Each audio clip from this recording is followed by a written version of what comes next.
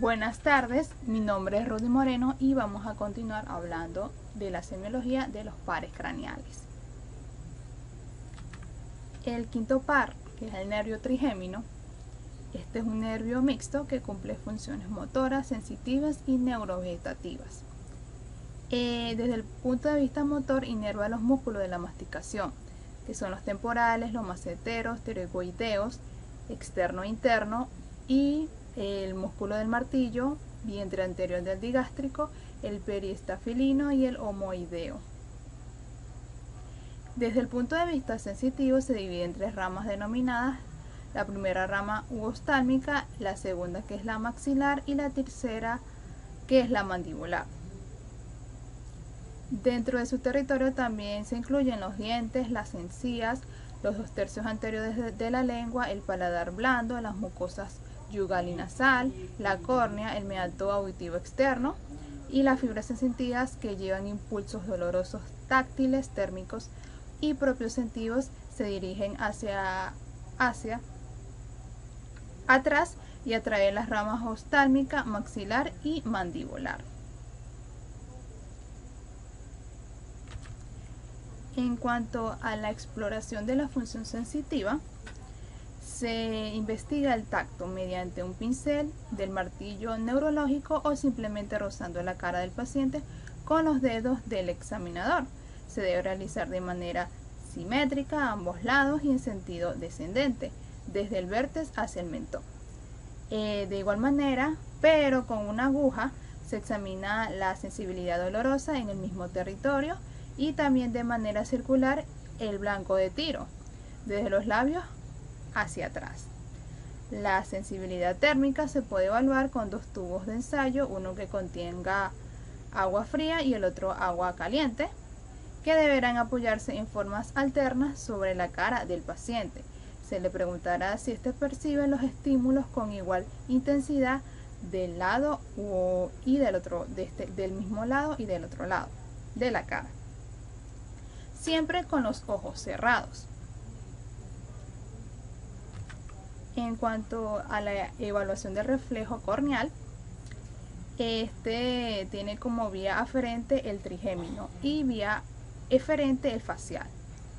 El reflejo se produce al tocar levemente la córnea con un hisopo de algodón.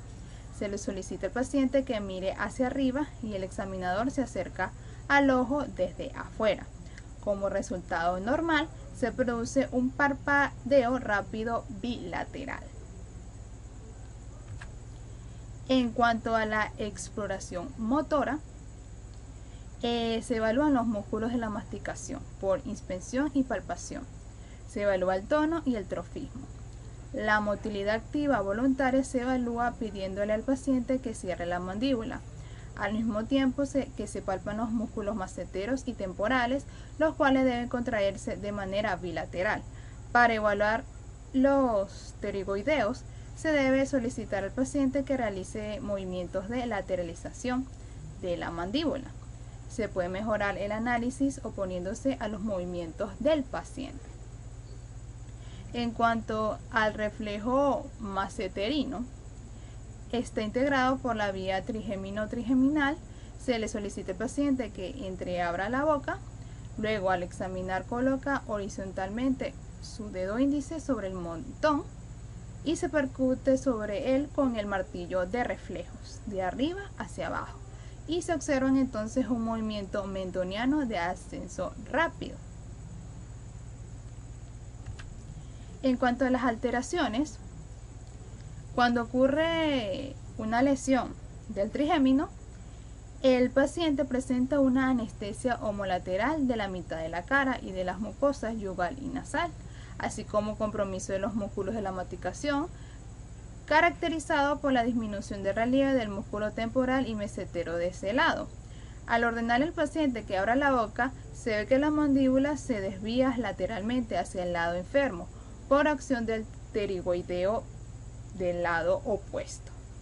La apertura bucal presenta entonces un aspecto oblicuo-oval, que de acuerdo a su localización, las lesiones del trigémino se pueden clasificar en supracraneales, nucleares e infranucleares. Vamos a hablar acerca de las supranucleares. El control motor trigeminal supranuclear es bilateral, aunque de predominio contralateral. Las lesiones de las fibras corticovulvares producen un compromiso trigeminal motor contralateral. Las alteraciones bilaterales, como en los síndromes pseudovulvares, provocan un compromiso motor grave e hiperreflexia masseterina. Se observan como resultado de infartos, hemorragias, tumores, esclerosis múltiples. En cuanto a las lesiones nucleares, estas se caracterizan por parálisis unilateral o bilateral, en el cual la mandíbula está caída con imposibilidad para su oclusión. Entonces hay una atrofia de los músculos temporal y massetero. Hay una hiporreflexia o arreflexia meseterina. Suele observarse en la esclerosis lateral amiotrófica, los síndromes vulvares y la sirigonpontía. Cuando estas afectaciones de los núcleos sensitivos se producen trastornos sensitivos de la etmia cara del tipo disociado, sean táctiles en el núcleo sensitivo principal o termoalgésicos, hay una alteración de lo que sería la raíz descendente del trigémino. En cuanto a las infranucleares, se caracterizan porque afectan la sensibilidad en todas sus formas en el territorio de una, dos o tres de las ramas periféricas asociadas con la disminución o abolición de los reflejos correspondientes. Se observa como consecuencia de tumores del ángulo pontocerebeloso, con abolición temprana del reflejo corneano, tumores adyacentes al ganglio de Hasser, fracturas de la fosa media y lesiones del seno cavernoso y de la punta del peñasco. En cuanto al sexto par, que es el motor ocular externo, está inervada, inerva al músculo recto externo. En cuanto a la lesión de este nervio, produce desviación del ojo hacia adentro y imposibilidad de llevarlo hacia afuera. ¿Cómo se explora? Diciéndole al paciente que mire hacia afuera, observando el desplazamiento ocular hacia la periferia. En cuanto al estrabismo, esto es una desviación de uno o de ambos globos oculares con la cabeza hacia el frente, que se observa en situaciones donde se debe a la ruptura del paralelismo de los ejes ópticos, que pueden ser divergentes o convergentes y que ocasiona que las imágenes no se proyecten en puntos simétricos de la retina. En cuanto al séptimo par craneal, que es el nervio facial, este tiene funciones tanto motoras, neurovegetativas, sensoriales y sensitivas. En cuanto a la motora, es responsable por la inervación y movimientos de la cara, frente orbiculares y peribucales. En cuanto a la sensorial, responsable por la sensibilidad gustativa de los 2/3 anteriores de la lengua, al sabor salado, dulce, amargo y ácido.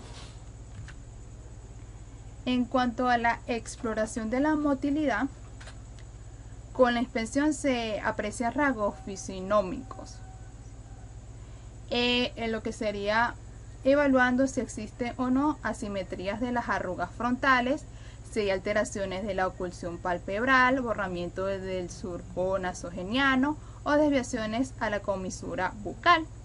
Luego se le solicita al paciente que realice determinados movimientos que puedan poner en evidencia los déficits motores, como sería arrugar la frente, elevar las cejas, fruncir el ceño, ocluir fuertemente los párpados, abrir la boca mostrando los dientes.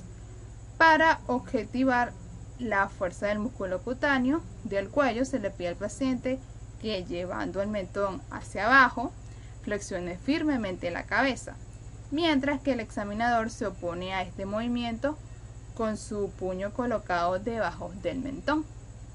En cuanto a la exploración sensorial, se debe colocar sal o azúcar en cada mitad de la lengua del paciente, manteniéndola esta protuida, y se le pedirá que identifique si es dulce o salado, sin introducir la lengua ni tragar. En cuanto a las alteraciones, existen dos tipos de parálisis facial, que sería una parálisis facial central, en la cual se produce por la lesión del haz córtico-vulvar. En este caso se observa parálisis de la mitad inferior de la cara, con relativa integridad de la mitad superior.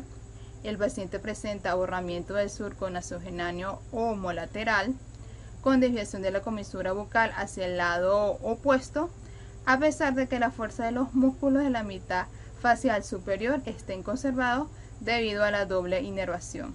Es frecuente que los pacientes no puedan ocluir aisladamente el ojo del lado enfermo, sin hacer los mismos con el lado sano. Los movimientos mímicos emocionales como risa o llanto suelen estar preservados, salvo que estén comprometidos los centros subcorticales extrapiramidales o talámicos. En cuanto a la parálisis facial periférica, es producida por una lesión del núcleo o de cualquier parte de su trayecto periférico. El paciente presenta entonces un aplanamiento de las arrugas frontales, descenso de la ceja, imposibilidad de ocluir el párpado con epífora o lagrimeo, debido a que las lágrimas no pueden entrar en el conducto lagrimal. Cuando se le pide que cierre los ojos, el globo ocular del lado paralizado se dirige hacia arriba, quedando así a la vista la esclerótida, signo de Bell, y se le solicita que dirija la mirada hacia arriba. El ojo del lado paralizado excursiona más a lo que sería contralateral, que es el signo de negro. El surco nasogeniano se encuentra borrado con desviación de la comisura bucal hacia el lado opuesto. Puede objetivarse también una pequeña área de hipoestesia alrededor del conducto auditivo externo, así como alteraciones de la sudoración. En cuanto a los espasmos hemifacial, se caracteriza por contracciones rápidas limitadas a un determinado músculo o grupos musculares, como el orbicular de los párpados o de la comisura bucal. Puede desencadenarse en forma espontánea o luego de estímulos sensitivos. Se debe destacar la presencia de lesiones troncales secundarias a tumores del ángulo pontocerebeloso, dilataciones fusiformes del tronco basilar y malformaciones de la charnela occipito cervical. También puede ser de etiología desconocida. En cuanto al octavo par, que es el nervio auditivo, este posee dos ramas, la coclear relacionada con la audición y la vestibular con el equilibrio y la orientación del espacio tridimensional. En cuanto a la exploración de la rama coclear, en la anamnesis, el paciente con alteraciones de la rama coclear referirá una reducción de la audición o una hipoacusia, así como ausencia de ella, denominada anacusia o sordera. Se denomina hipoacusia a la conducción en la cual hay un compromiso del oído externo o medio. Las de percepción se deben a la alteración del oído interno y del nervio coclear.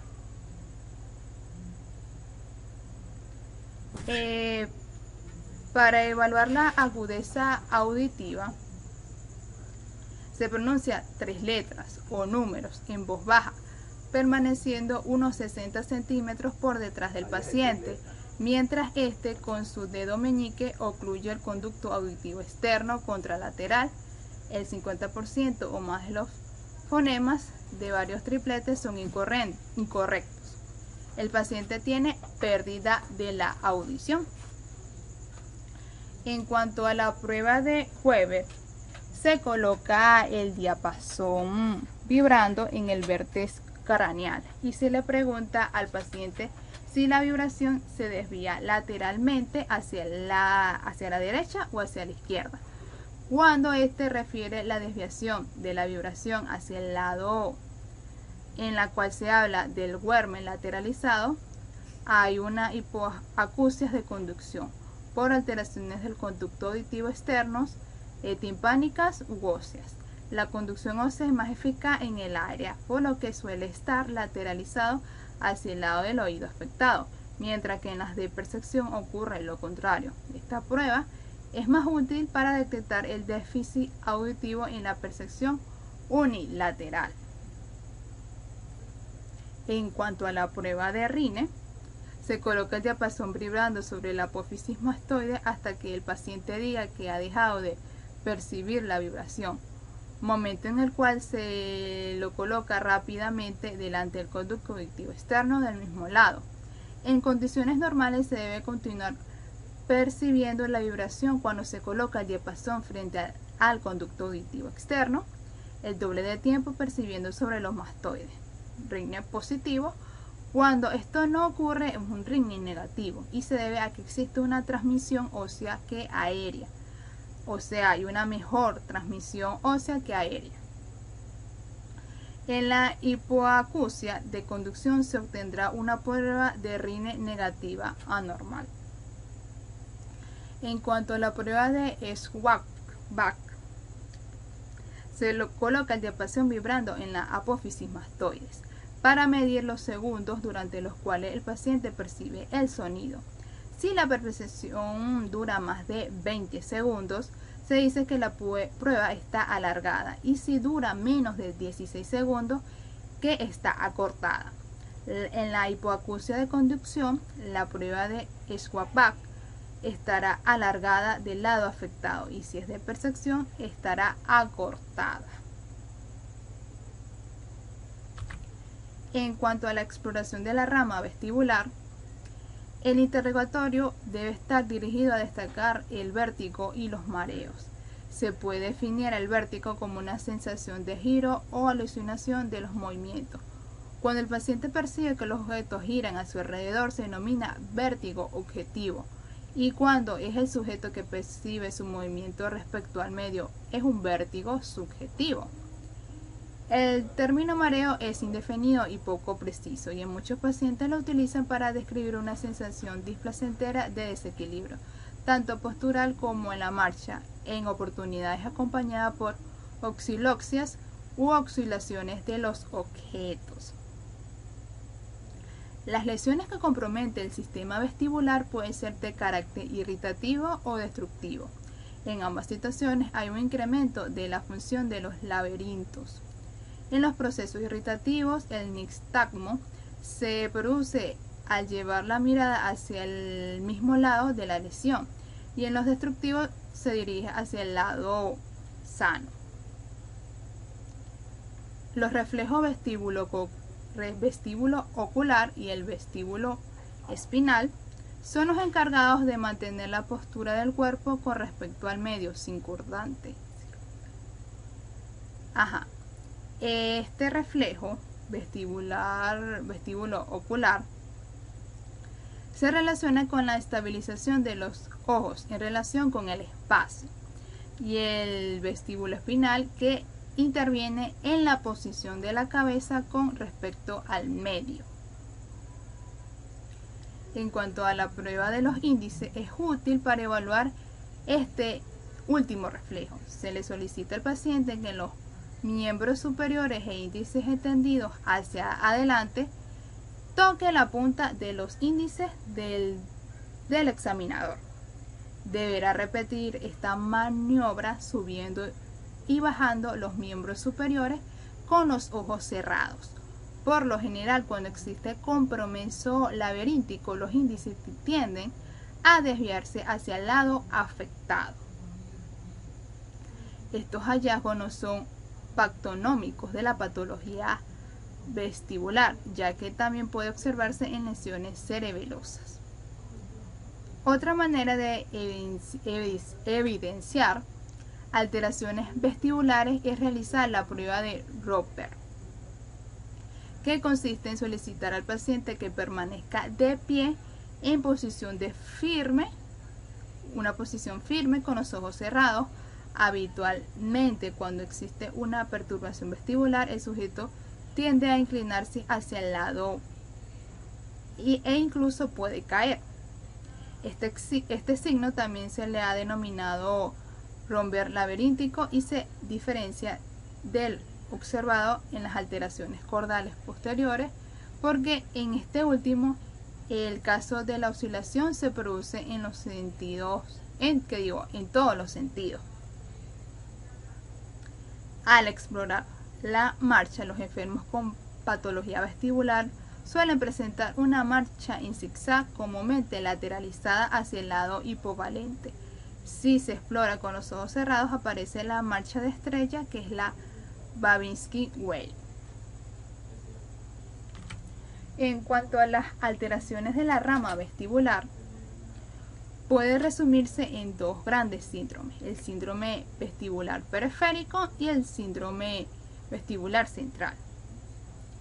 En cuanto al síndrome vestibular periférico, que puede ser causado por traumatismos laberínticos, síndrome del Meissner, otitis media crónica, coleosteatomas, y el síndrome vestibular central, que puede ser desencadenado por trastornos vasculares de tipo isquémico transitorio, por disminución vertebrovascular, por infartos o hemorragias cerebelosas.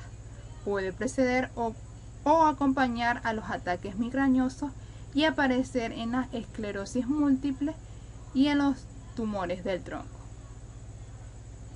Esto es todo en cuanto al seminario.